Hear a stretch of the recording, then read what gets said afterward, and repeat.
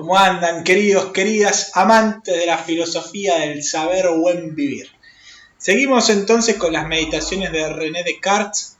Básicamente en el video anterior les hice un breve resumen de las 6 meditaciones. Ahora vamos a trabajar las primeras 3, que me parece que son como el bloque fundamental del texto, porque básicamente parte de la duda, encuentra esa verdad absoluta a partir clara y evidente, a partir de la cual construir su pensamiento, y muestra en otra instancia cómo puede llegar a demostrar que algo por fuera de su conciencia existe, y lo primero obvio que va a intentar expresar es la idea de Dios, ¿no? De lo trascendente. Algunos ahí ven, como les dije, esa suerte de ironía de Descartes, porque en el fondo era un pensador agudo, sabía lo que estaba haciendo. Otros dirán que en realidad era parte de su cuestión filosófica, que en realidad él era un devoto por haber tenido su formación con los jesuitas. Vamos entonces, sí, a la cuestión de las notas. Meditación primera. El título de la meditación primera es de las cosas que pueden ponerse en duda. Como les dije, Descartes va a intentar en el libro en general o en sus meditaciones, en esta obra que él hace, poner en duda todos los sistemas de pensamiento y buscar un método que le permita dudar absolutamente de todo. ¿Se acuerdan de Sócrates? Que también se puso en ese juego de empezar a dudar absolutamente de todo. Solo sé que no sé nada, ¿no? Esa frase famosa de Sócrates. Bueno, en algún punto Descartes toma ese ejercicio socrático y busca una forma de sí dudar absolutamente de todo, y si en medio de ese perfecto dudar encuentra una verdad que se le muestra clara y evidente, podrá empezar a construir su pensamiento a partir de esa verdad. Para dudar, claramente lo que él va a decir es: los sentidos no me van a permitir llegar al conocimiento verdadero. Porque, como les dije, yo a veces veo a la distancia algo que me parece que es una persona y termina siendo un árbol o un muñeco, y por lo tanto, si me engañan una vez los sentidos, ¿por qué no me van a engañar todo el tiempo? ¿Ok? Entonces dice, los sentidos los descartamos por completo. Vamos por el lado de la razón, a ver si por la razón podemos llegar a conocer algo en particular. Básicamente es eso lo que dice en la página 8. Sigue hablando y dice: pero ¿cuál es el procedimiento para poder dudar de todo y no confundirme en algún momento y creer claro y evidente algo que en realidad puedo estar dudándolo? Entonces, él dice: vamos a hacer una cosa. Vamos a hacer un juego, entre comillas, un juego reflexivo. Vamos a suponer que hay un genio maligno. Fíjense si en realidad vuelve a existir. Está jugando con Sócrates, en el fondo, el famoso Diamond, ¿no? El que movía a Sócrates a hacer lo que tenía que hacer en la polis. Ustedes lo habrán leído en la Apología. En realidad, él dice: bueno, vamos a suponer que hay un genio maligno, que obviamente no es Dios, ¿no? Un genio maligno que tiene un proceder engañoso. Lo que quiere es que yo todo el tiempo me engañe a mí mismo creyendo que creo cosas que en realidad son falsas.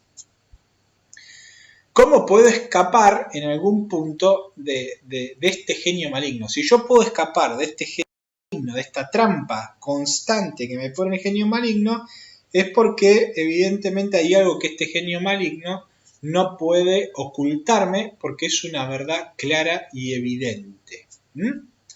Entonces dice: por ello pienso que sería conveniente seguir deliberadamente un proceder contrario y emplear todas mis fuerzas en engañarme a mí mismo, fingiendo que todas esas opiniones son falsas e imaginarias, ¿no? En vez de probar cada una de las verdades filosóficas, que sería una tarea imposible de hacer, dice, bueno, vamos por el camino inverso, vamos a fingir que todo el tiempo me estoy confundiendo y ver si en esa confusión constante de todas las cosas algo se me presenta como una verdad clara y evidente que no se presta a confusión. Entonces empieza a especular con que el genio maligno lo está confundiendo en los sentidos, bueno, hace todo un discurrimiento de un montón de cuestiones mientras duerme, que mientras sueña en realidad también lo que sueña en realidad es una confusión, hasta que en algún momento sigue pensando y dice lo siguiente: supondré que hay no un verdadero Dios, sino un genio maligno, no menos certero y engañoso que poderoso, el cual ha usado toda su industria para engañarme. Pensaré que el cielo, el aire, la tierra, colores, figuras, sonidos, no son sino ilusiones y ensueños que este ser utiliza para engañarme. Su único fin de existir es engañarme. Me consideraré a mí mismo como sin manos, sin ojos, sin carne, sin sangre, sin sentido, y creyendo falsamente que tengo todo eso. Permaneceré obstinadamente fijo en ese pensamiento de que me estoy engañando todo el tiempo a mí mismo. No me es posible, va a decir él, llegar a un conocimiento de alguna verdad, al menos está en mis manos suspender ese juicio. Por ello tendré sumo cuidado en no dar crédito a ninguna falsedad y dispondré también mi espíritu contra las malas artes de ese gran engañador que por más poderoso, astuto que sea, nunca podrá imponerme nada. Entonces utiliza esa cuestión del genio maligno para ponerse a dudar absolutamente de todo. En la segunda meditación se llama de la naturaleza del espíritu, disculpen acá, de la naturaleza del espíritu, y que es más fácil de conocer que el cuerpo.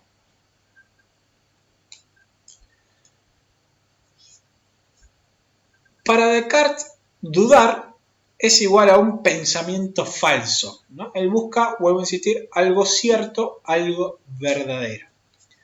Dice en la página 12 de la bibliografía: haré un esfuerzo pese a todo y tomaré de nuevo la misma vía que ayer, ¿no? La meditación anterior, alojándome de todo aquello en que pueda imaginar la más mínima duda, del mismo modo que si supiera que es completamente falso, y seguiré siempre por ese mismo camino de la duda hasta encontrar algo cierto. O a menos hasta saber de cierto que nada cierto hay en el mundo. Quizás esa sea la verdad, no estaba poniendo en tela de juicio que quizás lo verdadero era que nada verdadero había en el mundo.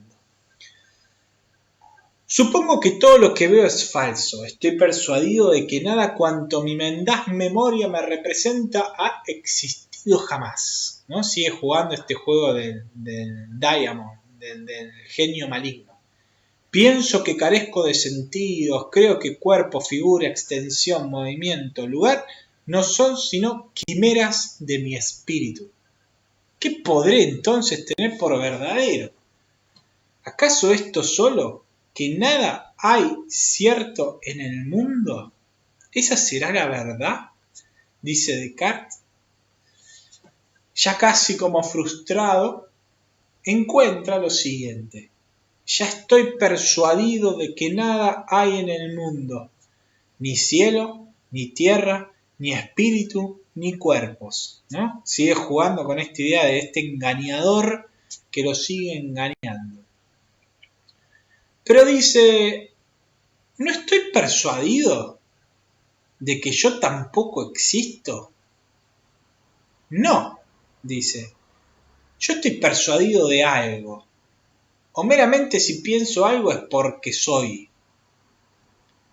Cierto que hay no sé qué engañador todopoderoso y astuto que emplea todo el tiempo sus fuerzas en burlarme, pero no me cabe en duda de que si me engaña es que soy.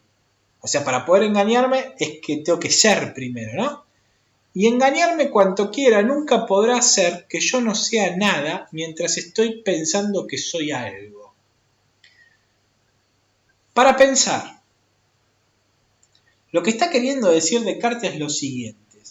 Mientras tengo conciencia de que estoy pensando algo, la conciencia a su vez se da cuenta de que está pensando. Hay como un doble pensamiento de la conciencia dirigido hacia el objeto en que estoy pensando en esta computadora que tengo delante, pero mientras pienso en esta computadora mi conciencia tiene la autopercepción de saber que está pensando. Entonces mientras pienso, entiendo que estoy existiendo. No me quedan dudas de mi existencia. No es que, como se dice muchas veces, pienso luego existo, pienso un dragón, si no el dragón se tendría que hacer en realidad. No existe solamente lo que puedo pensar, sino que mientras estoy pensando me doy cuenta que en realidad estoy existiendo.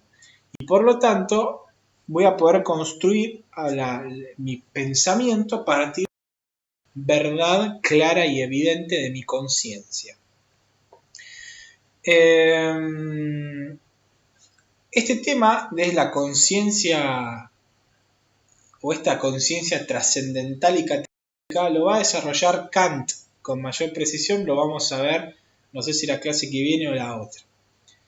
La conciencia puede enfocarse a pensar sobre algo, pero también puede pensar sobre sí misma, ¿no? Santo Tomás algo decía de esto cuando hablaba del entendimiento agente y del entendimiento pasivo.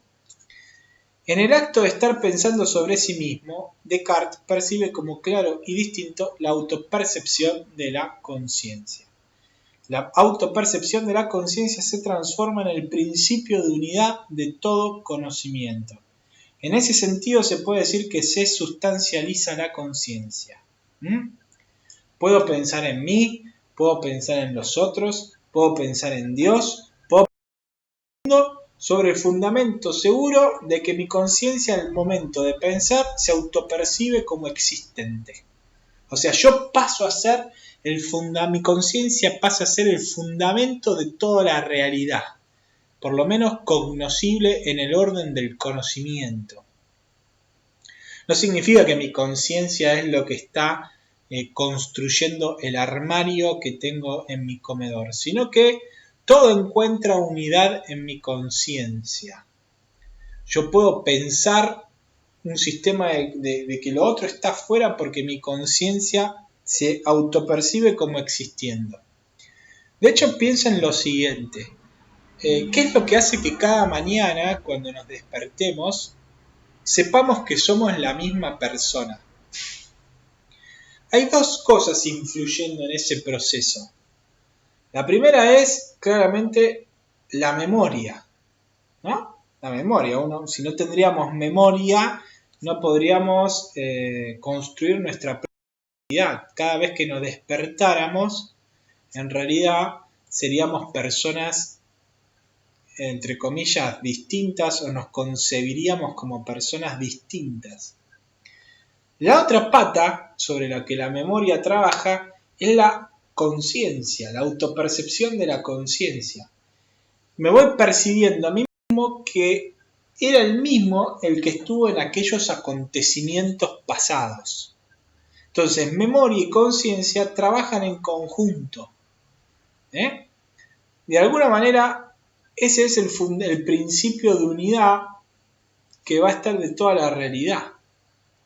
Voy a poder predicar de Dios, voy a poder predicar del mundo de forma segura, porque mi conciencia se autopercibe como existente al pensar. Es el principio ordenador, de alguna manera, de toda la realidad. Lo cual le saca el lugar a Dios de ordenador de toda la realidad. Por lo menos en el orden del conocimiento. Pero es básicamente cómo nos manejamos en la realidad. Nos manejamos en la realidad a partir de lo que conocemos. Tras pensarlo bien, dice Descartes, y examinarlo todo cuidadosamente, resulta que es preciso concluir y dar como cosa cierta que esta proposición, yo soy, yo existo, es necesariamente verdadera. Y cuantas veces la pronuncio o la concibo en mi espíritu, mostrárseme como clara y evidente, como una proposición verdadera. ¿Qué estoy siendo? Es la pregunta, ¿no? Ya encontró su base. Y sabe que mientras piensa existe en el sentido que ya hablamos. Pero ¿qué está siendo? ¿Qué es aquello que está pensando y mientras piensa se autopercibe como pensando? Ahora bien, va a decir Descartes, ya sé con certeza que soy, pero aún no sé con claridad qué soy. De suerte que en adelante preciso del mayor cuidado para no confundir imprudentemente cualquier cosa conmigo y así no enturbiar ese conocimiento que sostengo ser más cierto y evidente que todo lo que he tenido antes. ¿Qué soy? Es la pregunta. Para pensar, ente, si recuerdan, hacía referencia a lo que es, ¿no? Lo traducíamos así, que es ente lo que está haciendo. Eso que está haciendo no solo está haciendo, sino que es un qué que está haciendo. Es lo mismo. Es lo mismo en algún punto lo que está pensando. Nada más que ya no está afuera, sino que es la conciencia.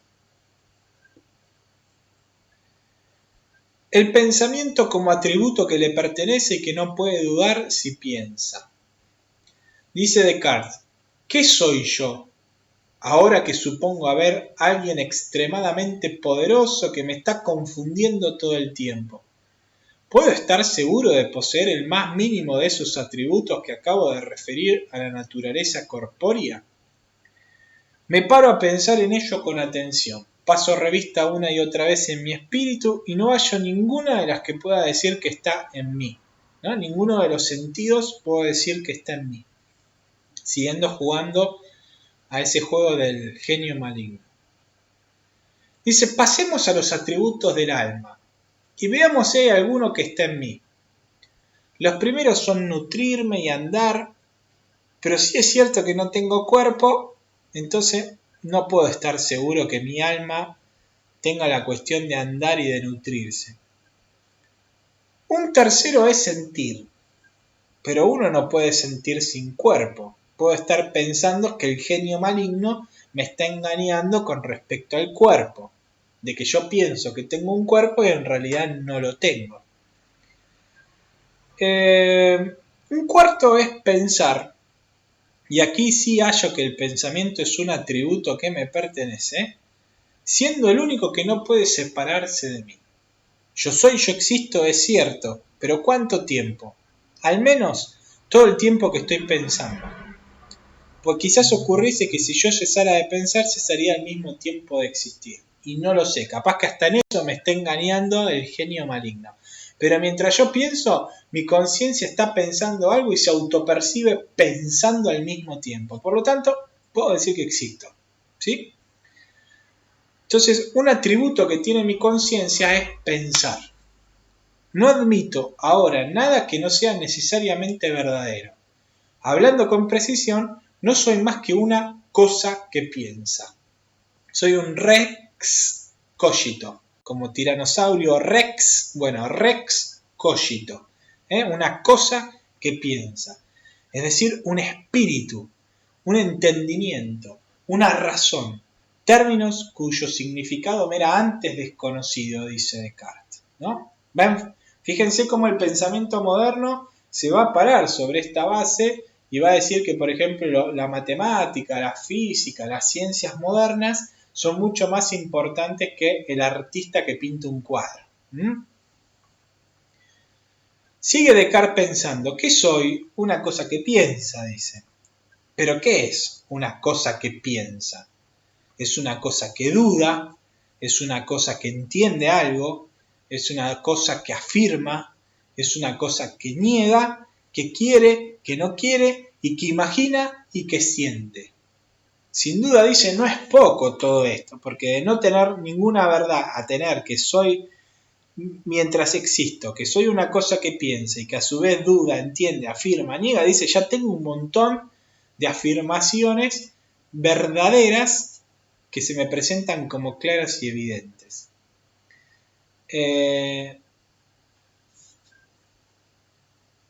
Y dice, ¿hay alguno de estos atributos que pueda distinguirse en mi pensamiento, que pueda estimarse separado del mismo?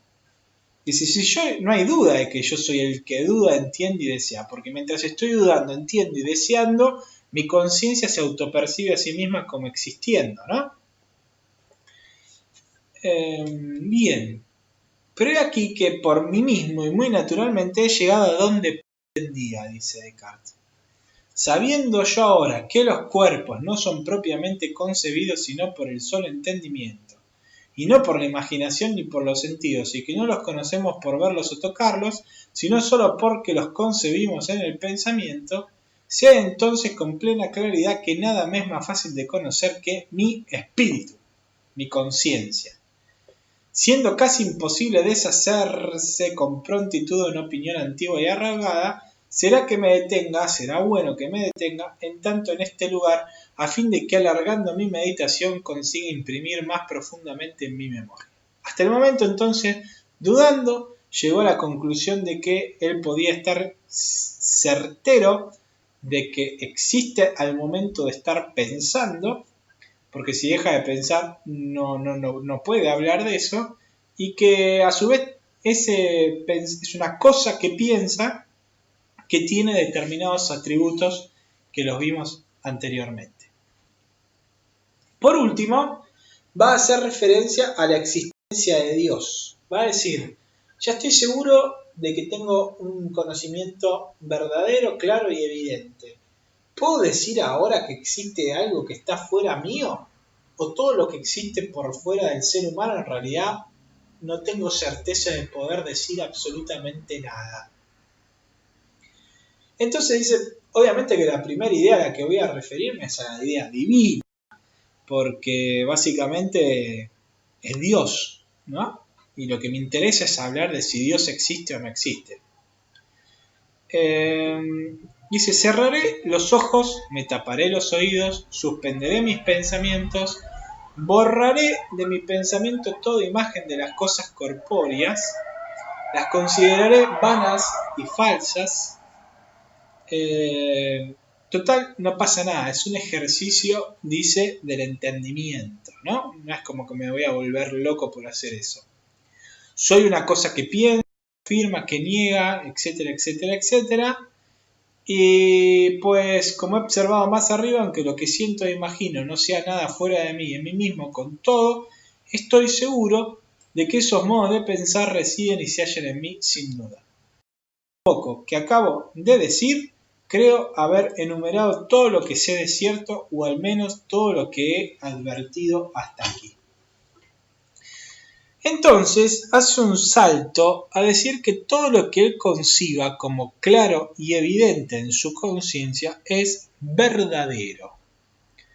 La razón para él tiene como una especie de luz que ilumina, por eso después se llamará iluminismo, el movimiento de finales del siglo XVII, siglo XVIII, donde la luz, se habla de la luz de la razón, ¿no? Como que la razón tiene una luz que ilumina la realidad y a partir de eso puede entenderla, puede verla, comprenderla.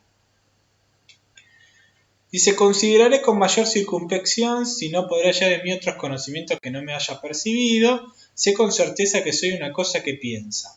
Pero no sé también que lo que requiere para estar cierto de algo ese es mi primer conocimiento. No hay nada más que una percepción clara y distinta de lo que conozco, la cual no bastaría a asegurarme de su verdad si fuese posible que una cosa concebida tan clara y distinta resultara falsa, ¿no? Dice que básicamente que lo que él conciba como claro y distinto tiene que ser verdad, punto. Por lo tanto, es verdad lo que él construyó hasta este momento. Dice, supuesto que no tengo razón alguna para creer que haya algún Dios engañador y que no he considerado aún ninguna de las que prueban que hay un Dios, los motivos de duda que solo dependen de dicha opinión son muy ligeros y, por así decirlo, metafísicos. Más a fin de poder suprimirlos del todo, debo examinar si hay Dios. En cuanto se me preste la ocasión, y si resulta verlo, debo también examinar si ese Dios era el engañador o no. Pues sin conocer esas dos verdades, no veo cómo voy a poder alcanzar certeza de cosa alguna fuera de mí. Para poder hablar de lo real que está fuera del ser humano, dice, primero tengo que justificar que Dios existe y que ese Dios no sea engañador. Dice, ahora tengo que ver si esas razones son lo bastantemente fuertes y convincentes. Cuando digo que me parece que la naturaleza me lo enseña por la palabra naturaleza, dice, entiendo solo cierta inclinación que me lleva a creerlo. Ahora bien, se trata de dos cosas muy distintas entre sí. No podría poner en duda nada de lo que la luz natural me hace ver como verdadero. Por ejemplo, cuando antes me enseñaba que del hecho de dudar yo no podía concluir mi existencia, porque además no tengo ninguna otra facultad o potencia para distinguir lo verdadero de lo falso que la razón, que pueda enseñarme que no es verdadero lo que la luz natural me muestra como tal y demás. Inicio del argumento de la existencia de Dios. Cuanto más larga y atentamente examino todo lo anterior, tanto más clara y distintamente conozco qué es verdad. ¿Qué conclusión obtendré de todo ello? Esta, dice Descartes. Si la realidad objetiva de alguna de mis ideas es tal que yo pueda saber con claridad que esa realidad no está en mí formal ni eminentemente, se sigue entonces necesariamente de ello que no estoy solo en el mundo y que existe otra cosa que es causa de esa idea, pero si por el contrario no hallo en mí una idea así, entonces careceré de argumentos que puedan darme certeza de la existencia de algo que no sea yo. Lo que está queriendo decir es lo siguiente. Tengo que empezar a pensar acerca de la realidad, a ver si hay algo verdadero fuera de mí. Primero tengo que hablar de Dios, para saber si Dios existe y si existe si no me está engañando. Y en ese sentido, la pregunta es, ¿soy yo el que crea la realidad externa? ¿O hay algo que está fuera de mí que sostiene lo que existe? Esa es la pregunta, por eso va en busca de Dios, para saber si en realidad hay algo más que su conciencia y Él no es el que crea ni crea la idea de Dios tampoco. Entonces va a decir, solo queda la idea de Dios en la que debe considerarse si algo que no pueda proceder de mí mismo. Dice, yo puedo pensar todas las cosas, pero ¿puedo pensar de Dios? Sí. ¿Pero soy yo el que crea esa idea de Dios? No. ¿Y por qué dice que no? Porque dice que Él, todo efecto tiene una causa anterior que es más perfecta. Y dice, yo no puedo pensar la perfección por mí mismo. Alguien tiene que haber puesto la posibilidad de que yo piense lo perfecto. Porque esa causa es más perfecta porque es perfecta. Mientras que mi pensamiento de lo perfecto es el pensamiento de lo perfecto, pero no es lo perfecto. Lo perfecto, Dios, tiene que haber puesto en mí la capacidad de pensar lo perfecto. Entonces debe decir, por Dios entiendo una sustancia infinita, eterna, inmutable, independiente, omnisciente, omnipotente, que me ha creado a mí mismo y a todas las demás cosas que existen. Pues bien, eso que entiendo por Dios es tan grande y eminente que cuanto más atentamente lo considero, menos convencido estoy de que una idea así pueda proceder solo de mí. Hay que concluir necesariamente, según lo antedicho, que Dios existe. Aunque yo tenga la idea de substancia en virtud de ser yo una substancia, no podría tener la idea de una substancia infinita, siendo yo finito, si no la hubiera puesto en mí una substancia que verdaderamente fuese infinita. Con esto llegamos al final de la meditación número 3 y del final de esta clase. Básicamente entonces Descartes va a poner la conciencia del ser humano como sustrato de la posibilidad de pensar lo verdadero. Y al poner la conciencia como ese sustrato termina desplazando a Dios, por más que en la meditación 3 lo intente recuperar como fundamento de lo que está fuera de él. Pero el fundamento de la realidad es la conciencia del ser humano. Y con Descartes empieza todo un recorrido de la filosofía moderna, contemporánea y hasta nuestro día de hoy, que va a ser muy difícil escapar de la conciencia en la que él nos metió. Nos vemos en la próxima clase. Buena semana para todos.